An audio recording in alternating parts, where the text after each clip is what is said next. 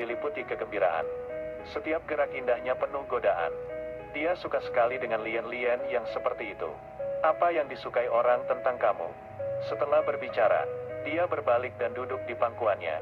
Saat kedua pria itu masih mabuk, tirai panggung di belakang mereka perlahan terbuka. Dua tubuh anggun muncul.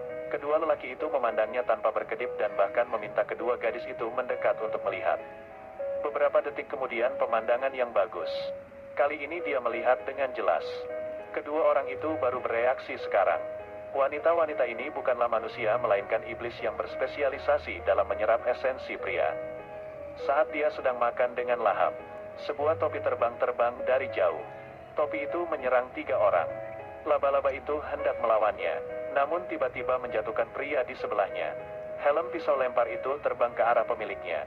Orang yang datang adalah biksu iblis Puong Ha. Melihat pendeta Tao merusak pekerjaan mereka, Letan terbang dari panggung berniat memberinya pelajaran. Penganut Tao busuk berani menyabot perbuatan baikku. Kalian sedang bernasib buruk hari ini. Setelah berbicara, kedua belah pihak mulai berkelahi. Dia melemparkan topinya dan langsung menjatuhkan Letan ke tanah. Untungnya mereka mulai tepat waktu. Lempar topinya dan topi itu akan meluncur ke bawah dengan lembut. Beberapa koin besar yang berjejer ditempatkan kembali di kepalanya. Laba-laba itu menyerang lagi.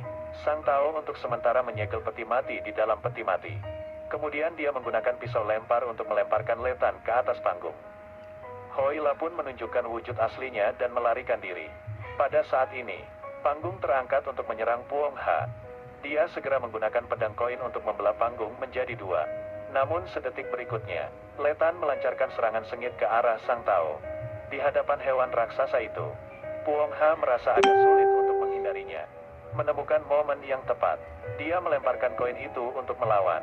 Untungnya, senjata ajaib tersebut masih memiliki beberapa efek.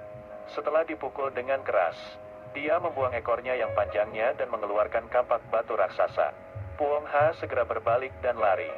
Dia tidak terkena tapi juga terpental akibat hantaman yang sangat besar.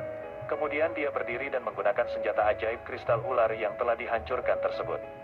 Puong Ha segera mengejarnya. Letan tahu dia tidak bisa melawan. Jadi dia membaca mantra untuk melarikan diri. Jika lukanya lebih besar, bunga ini tidak bisa disembunyikan.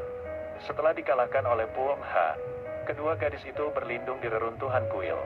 Mereka harus segera menyerap esensi laki-laki yang cukup untuk diberikan kepada istri mereka sebelum musim gugur. Kalau tidak, dia akan mencegah mereka bereinkarnasi. Tiba-tiba seorang sarjana mengambil obat untuk berlindung dari hujan. Tanpa sengaja jatuh di depan Letan. Tidak tahu seberapa besar masalah yang akan dia timbulkan. Kakak perempuannya berubah menjadi laba-laba dan